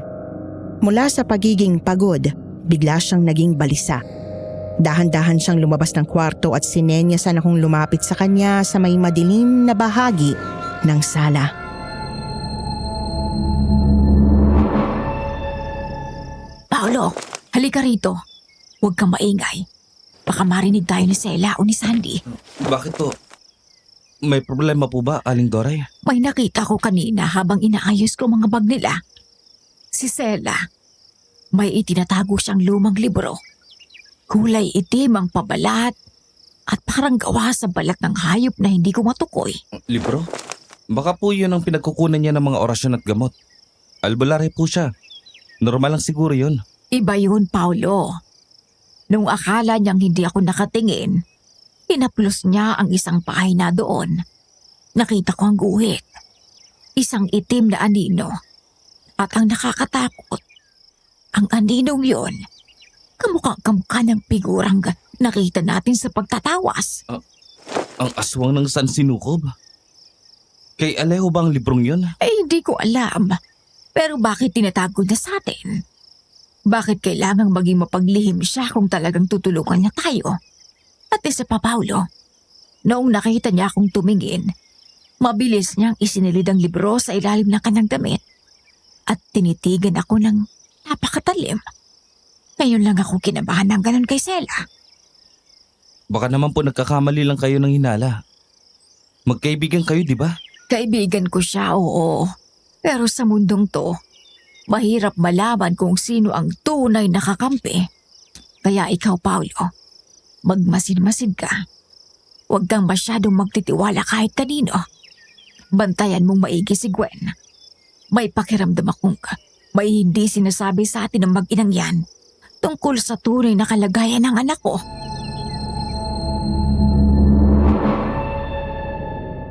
Tumindig ang balahibo ko sa sinabi ni Aling Doray. Tumingin ako sa direksyon ng sala kung saan mahimbing na natutulog si Gwen at pagkatapos ay sa kusina kung saan naroon si Sandy at Tandang Sela. Ang bahay na akala ko ay magsisilbing ligtas na kuta para sa amin, biglang naging taguan ng mga sikreto. Hindi lang pala si Alejo ang dapat kong bantayan, kundi pati na rin ang mga taong inaasahan naming magliligtas sa amin. Habang sinusubukan naming maghanap ng pagkakalibangan, hindi namin namalayang nagsisimula na palang lumubog ang araw. Bago pa tuluyang dumilim ang paligid, sunod-sunod na nagsidatingan ang mga pulis.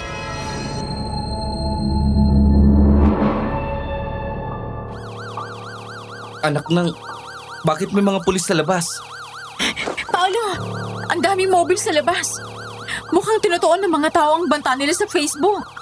Mga mangmang, hindi nila alam kung anong panganib ang dinadala nila rito.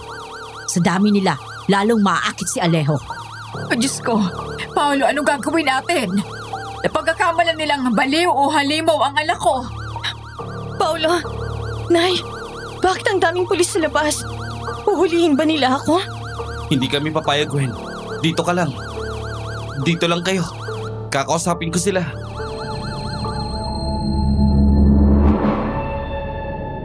Hindi na ako nakapaghintay. Sumilip ako sa siwang ng bintana at nalumo sa aking nakita. Si Alejo, napaagang dating niya. Sa ilalim ng mga floodlight ng pulis, kitang-kita ang kanyang dambuhalang anyo. Walang talab ang mga bala. Sa isang kumpas ng kanyang kamay, tumilapo ng 2 pulis. Nagkakagulo sa labas. Ang mga taong usisero kanina ay nagtatakbuhan na ngayon sa takot.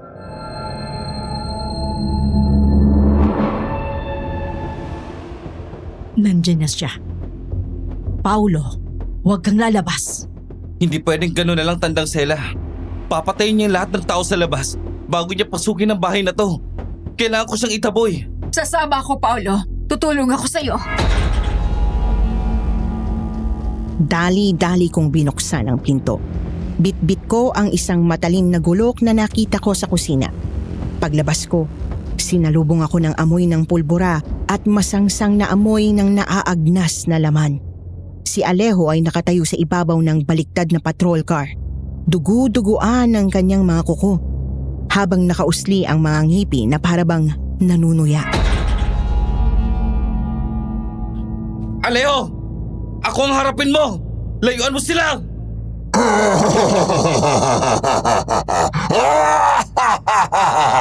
Mortal! Ang lakas ng loob mong lumabas. Mukhang handa ka nang mamatay para sa limaw mong nobya. Hindi katulad mo si Gwen. At mas lalong hindi siya halimaw. Ang mga tao talaga, kahit kailan bulag na bulag kayo pagdating sa pag-ibig. Bibigyan kita ng ikalawang pagkakataon, Paulo. Tumakas ka na at hahayaan kitang mabuhay. Kung inaakala mong duwag ako, nagkakamali ka. Kahit kailan, hindi ko iiwan si Gwen. Lalong-lalo na sa isang katulad mo. Tama si Paolo. Ikaw ang dapat sumuko bago ka pa namin mapatay. Lumayas ka rito, demonyo ka! Hindi nag-aksaya ng oras si Aling Doray. Kasabay ng pagsugod ko, sunod-sunod siyang naghagis ng asin sa direksyon ni Alejo. Tumama ang asin sa mukha at balikat niya. Umusok ang kanyang balat at panandalian siyang napaatras. Akala ko matatakot siya at aatras pero sa isang kisap mata, lumundag siya. Hindi sa akin kundi kay Aling Doray. Sa sobrang bilis ng kanyang pagtakbo, nasungkit ni Alejo si Aling Doray sa leeg. Itinaas niya ang matanda sa ere na parabang isang manika.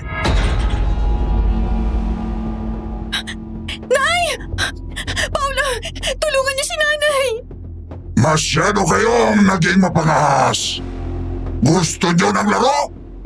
Ito ang kasunduan. Paolo, huwag mong ibibigay. Manahimik ka, matanda! Makinig kayo! Bukas ng gabi, bago sumapit ang kabilugan ng buwan, dalhin niyo si Gwen sa paanan ng bundok malinding. Ibigay niyo siya sa akin ng kusa. Pagkawalan mo siya, Alejo! Kapag hindi niyo siya dinala, papatayin ko ang matandang to sa harap niyo. Panoorin niyo kung paano dadanak ang dugo ni Doray sa harap ng anak niyang maswang. May 24 na oras kayo.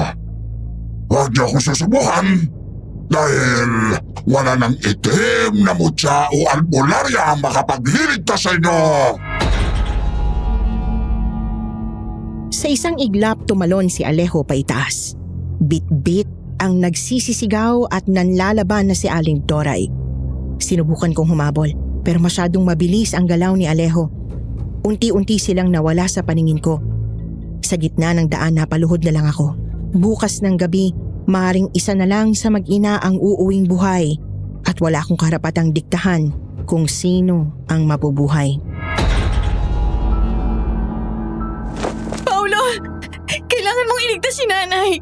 Hindi ako papayag na mabuhay ako, pero siya magiging kapalit. Isusuko mo ako bukas ng gabi. Hindi ko kakayanan ang hinihingi mo. Hindi ko kayang mawala ka sa akin, Gwen.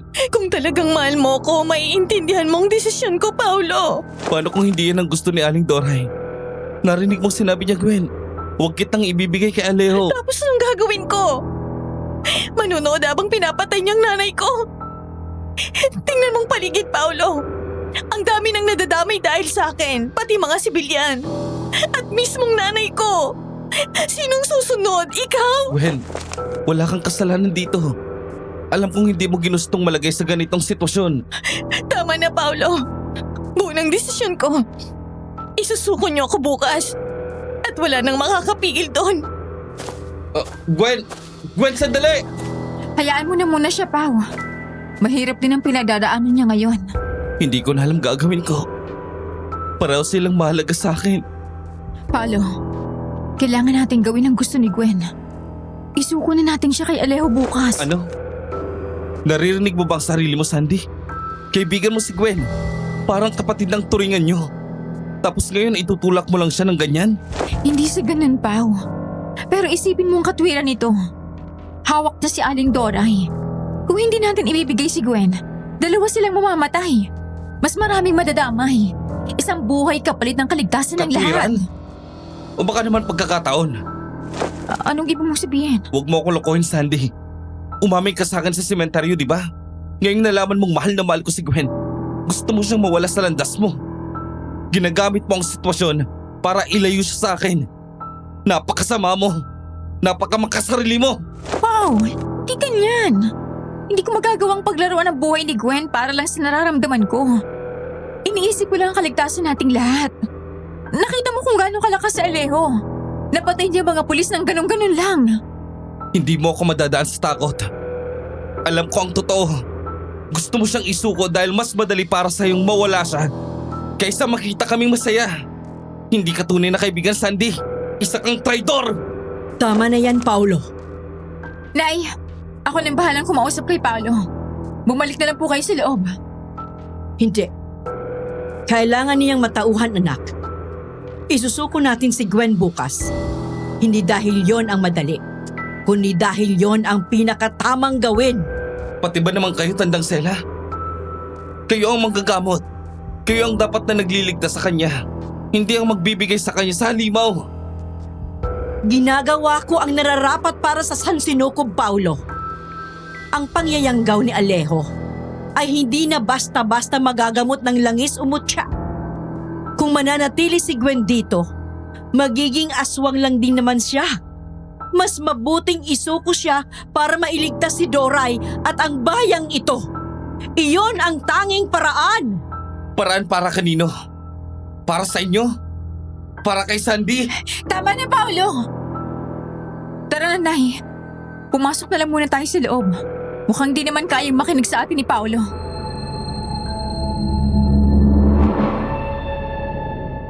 Pagkatapos nilang umalis, ilang minuto rin akong tumambay muna sa labas para magpahangin. Habang lumalamig ang ulo ko, unti-unti akong kinakain ng hiya. Masyado kong nasigawan si Sandy.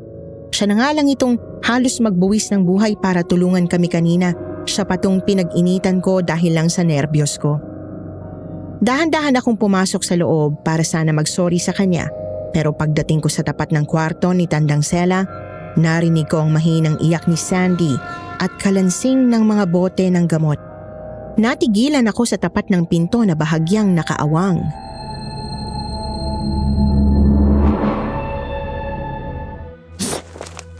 Nay, hindi ko na kaya. Ang sakit-sakit na mga sinabi ni Paolo.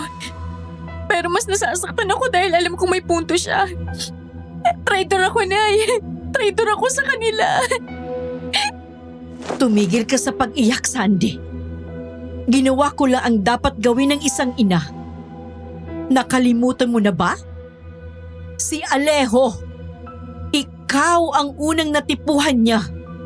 Ikaw ang gusto niyang maging asawa para magpatuloy ang lahi niya. Kung hindi ko inilihis ang atensyon niya kay Gwen, ikaw ang nakagapos ngayon sa bundok malinding. Pero Nay, kaibigan ko si Gwen. Pinagkatiwalaan tayo ni Paolo. Paano niya nagawang ipagpalit ang buhay niya para lang sa akin? Dahil ikaw ang anak ko. Nung gabi na nayanggaw si Gwen, hindi yun aksidente. Ako ang nag-alay sa kanya kay Alejo para pakawalan kanya. Ang itim na librong nakita ni Doray, doon nakasulat ang kasunduan namin ng aswang. Isang buhay, kapalit ng isa. At ang mga gamot, ang langis, ang mutya. Nay, nakikita ko si Gwen. Nasasaktan lang siya lalo. Ang itim na mutya ay hindi pangontra, Sandy. Isa yung palatandaan para mas madaling mahanap ni Alejo si Gwen. At ang langis na ginawa nyo, kanina mula sa bulaklak, hindi yon para itagong amoy niya. Yon ang magpapalambot sa kanyang katawan at isipan para hindi siya makapanlaban sa oras na angkinin na siya ni Alejo bukas ng gabi. Diyos ko, patawarin niyo po ako sa nagawa ko. Napakalaki na kasalanan ko kay Gwen at Paolo. Hindi niya kailangang malaman. Bukas, pagdating sa bundok malinding, ibibigay natin si Gwen at kukunin natin si Doray. Pagkatapos nun, aalis na tayo sa San Sinukob.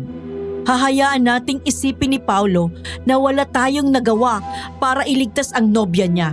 Ito lang ang tanging paraan para mabuhay ka ng tahimik, Sandy.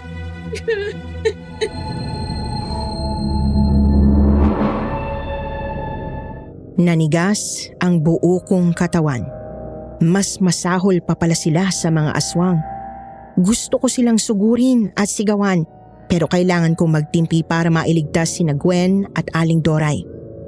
Dahan-dahan akong umatras at nagmadaling umakyat ng second floor. Itatakas ko si Gwen ngayong gabi bago pa nila maisagawa ang plano. Gwen, mahal. Bumangon ka, aalis tayo.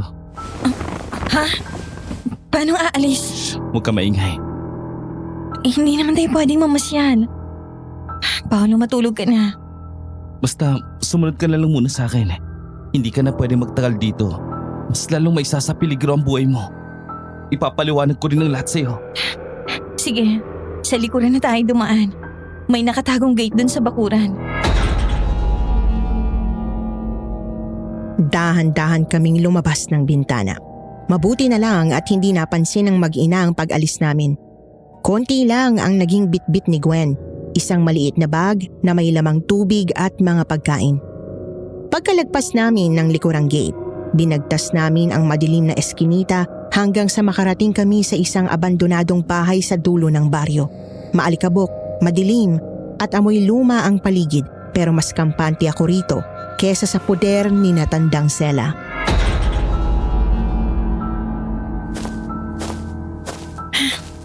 Paolo, dahan-dahan naman. Bakit ba tayo nagmamadali? At bakit kailangan tumakas kina Sandy?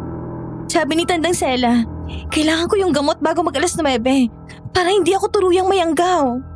Magtiwala ka muna sa akin, mahal. Hindi na tayo babalik doon. Nagsinungaling sila sa atin at mas ligtas tayo rito sa ngayon. Imbis na tumulong sila, sinatandang Sela pala ang dahilan kung bakit mas lumalakas ang kapit sa'yo ni Alejo. Ibig sabihin, pinaglalaroan lang nila tayo? Pero paano si nanay? Hindi natin siya pwedeng pabayaan. Inilatag ko ang jacket ko sa sahig para maupuan niya. Malamig ang simoy ng hangin at tanging aninag ng buwan mula sa sirasirang bubong ang nagbibigay ng liwanag sa amin. Kitang-kita ko sa mga mata niya ang takot at lungkot. Hinawakan ko ng mahigpit ang kamay niya at pinisil-pisil habang sinusubukan siyang pakalmahin. Hindi ko na ininda kahit matusok pa ako ng mga humahaba niyang kuko. Maski ang mukha niya tinutubuan na rin ng mahahabang buhok. Paolo, tingnan mo ako sa mata. Mukha na akong halimaw, no? Hindi, Gwen. Maganda ka pa rin. Huwag mo akong bulahin ngayon. Paolo, sabihin mo nga sa akin ang totoo. Natatakot ka ba sa akin?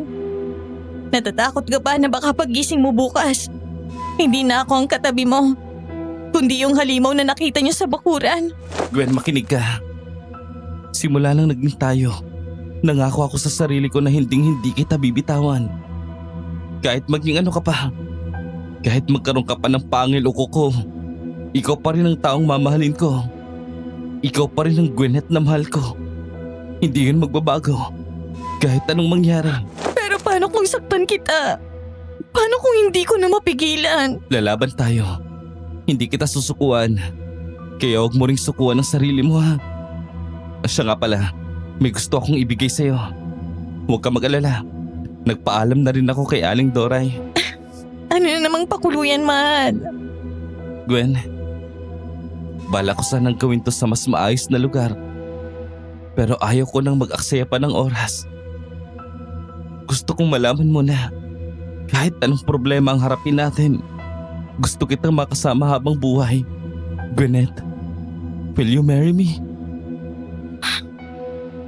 Pasensya na, pero hindi ko pa kayang sagutin yan ngayon.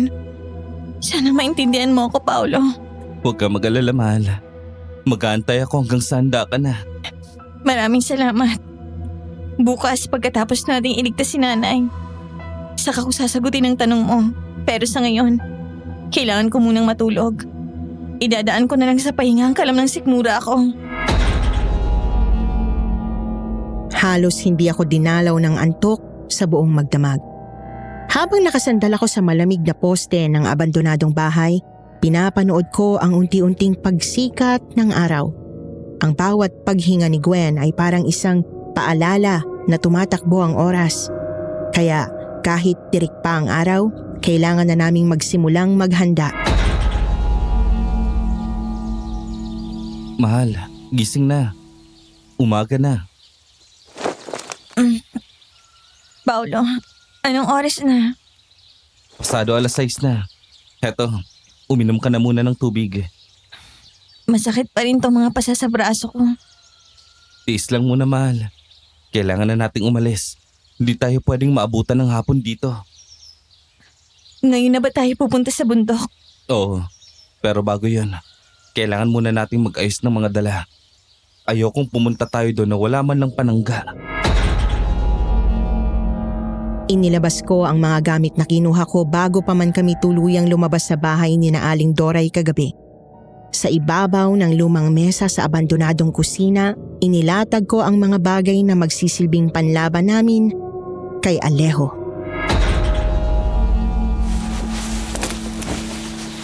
Saan mo nakuha ang mga yan? Sa kusina nyo. Buti na lang naisipan kong dumaan bago tayo tumakas. Asin at bawang? Oo. Sabi ni tatay dati, ito raw ang kahinaan ng mga aswang. Mas maasahan pa to kaysa dun sa mga binigay ni Tandang Sela. Bukod dyan, may dala rin akong itak. Itak? Seryoso ka ba dyan, mahal? Walang laban ang baril kay Alejo, mahal. Hindi tinatablan ng bala ang balat niya. Pero ito, kapag pinahiran natin ng bawang at asin, matatagos natin ang katawan niya. Sigurado ka ba sa plano mo, Paolo? Paano kung ikaw naman ang mapatay? Alam kong delikado ang gagawin natin. At wala rin kasiguraduhang kung buhay pa tayong lahat na makakaligtas. Pero hanggang sa huminga ako, hindi kayo makukuha sa akin ni Alejo. Basta sundin mo lang plano natin. Malakas ang tsansa na mapapatay natin siya. Inisa-isa ko kay Gwen ang mga gagawin mamayang gabi. Atentibo siyang nakinig at tumulong sa pag-aayos ng mga kakailanganin. At pagkatapos namin kumain ng kaunti, sinimulan na naming bagtasin ang daan papunta sa bundok Malinding. Matarik at delikado ang ruta at halos aabuti ng 5 oras ang pag-akyat, marating lang ang pinakatuktok nito. Buong maghapon ang ginugol namin marating lang ito at bago pa lumubog ang araw, sinimulan na namin ni Gwen ang plano. Nang tuluyan ng dumilim ang paligid, naramdaman na namin ang nagbabadyang presensya ni Alejo. Nagsiliparan ang mga ibon at paniki. Kahit si Gwen, hindi na mapakali sa takot. Wala nang atrasan to. Para kay nanay. Alejo, nandito ako! Ipakita mong sarili mo! Akala ko ba, kailangan ko pang maghabol? Mukhang kusang loob kang pumunta rito. Matalino ka pala, Gwen. Hindi ako tanga para hayaang mamatay yung nanay ko. Heto na ako! Pakawalan mo na siya! Ganun lang kadali? Lumapit ka sa akin at baka pag-isipan ko. Hindi! Pakawalan mo muna si nanay. Kapag nakita kong ligtas na siya, saka ako lalapit. May karapatan ka bang utusan ako? Tingnan mo ang sarili mo, Gwen. Halos aswang ka na. Nararamdaman mo ba ang gutom at uhaw ng dugo? Yan ang tanda na sa akin ka na. Kung sa'yo nga ang katawan ko, bakit kailangan mo pa akong pilitin? Pakawalan mo si nanay at kusang loob akong sasama sa'yo. Matapang ka. Kaya, sige. Pakakawalan ko na ang matanda. Takbo, Doray! Takbo! Gwen!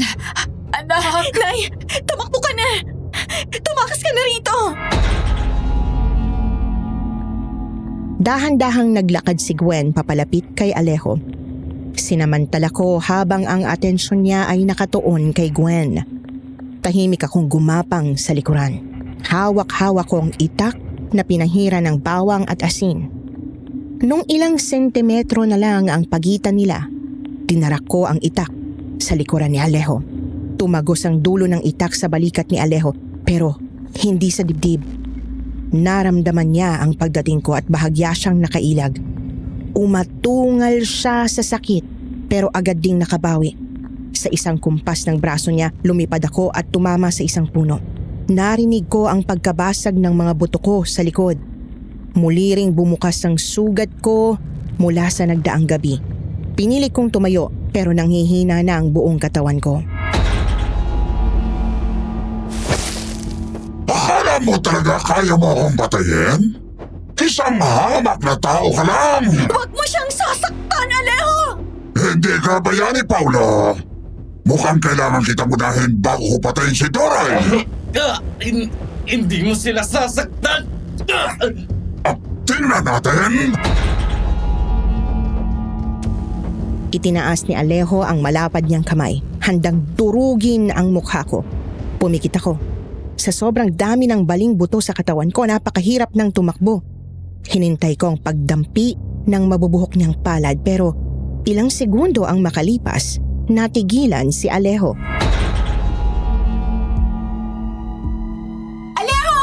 Layuan mo si Paolo!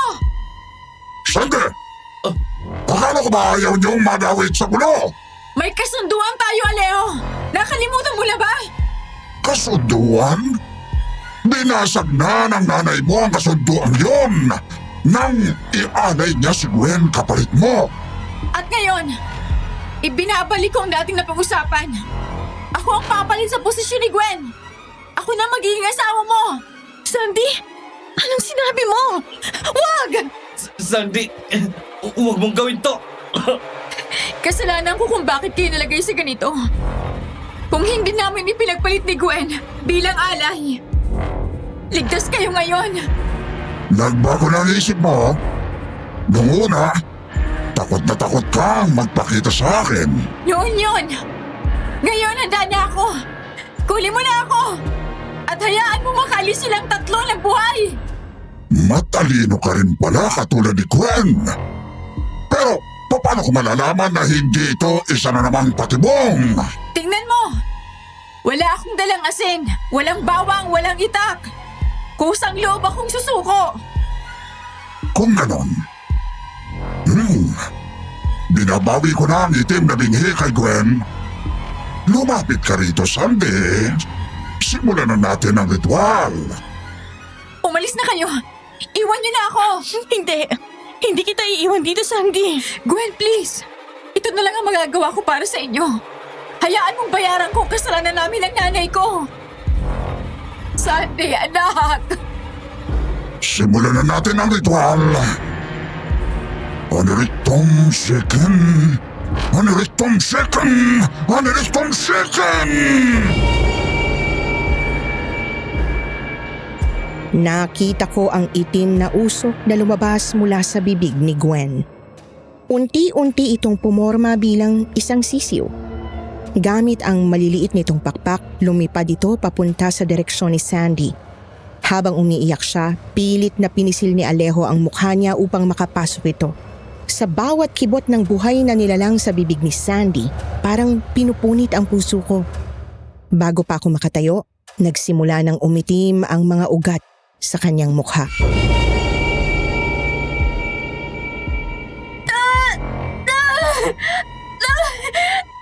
Tumakbo na kayo! Bilisan niyo! Tara, Gwen! Kailangan na natin umalis! Hindi kita makakalimutan, Sandy. Sa kabila ng sakit sa iba't ibang parte ng kasukasuan ko, pinilit kong tumayo. Hinata kong muli ang itak at buong lakas na tumakbo patungo sa direksyon ni Alejo. Sa ikalawang beses, winasiwas ko ito. Habang tumitirik ang mata niya sa ritual, pinatamaan ko ang kanyang leeg. Dumanak ang dugo sa bundok malinding pero hindi bilang alay. Halos matapyas ang ulo ni Alejo. Sinubukan niya akong gantihan pero ilang segundo lang ang makalipas, bumagsak na sa lupa ang walang buhay niyang katawan. Ang itim na sisiw sa loob ng katawan ni Sandy ay lumabas na rin. Bumalik ito sa pagiging usok. Pagkatapos kong makita ang ligtas na sila Gwen, unti-unting bumagsak ang talukap ng mata ko. Pinagtaksilan man kami ni Sandy, pero mas nanaig pa rin ang pagkakaibigan namin para sa kanya. At ang sakripisyo niya ngayong gabi ang naging patunay noon. Mahal naman, gumising ka na kasi. Sobrang daya talaga. Ligtas na nga ako tapos ikaw naman tong 50-50 ang buhay ngayon. Pero sige, kapag gumising ka ngayon, yes ang sagot ko sa alok mo. Tapos magpapakasal tayo ngayong taon. Sigurado na yan ha. Wala nang bawian, mahal. Paulo, sa wakas gising ka na. Pero teka, naisan mo yata ako dun ah. Siguro kanina kapag gising at inuuto mo lang ako. Hindi ha. Talagang nahimatay naman ako. Gwapo lang ako pero hindi ako sinungaling. Isa pa, alam ko namang oo ang magiging sagot mo. Napakahambog mo talaga, mahal.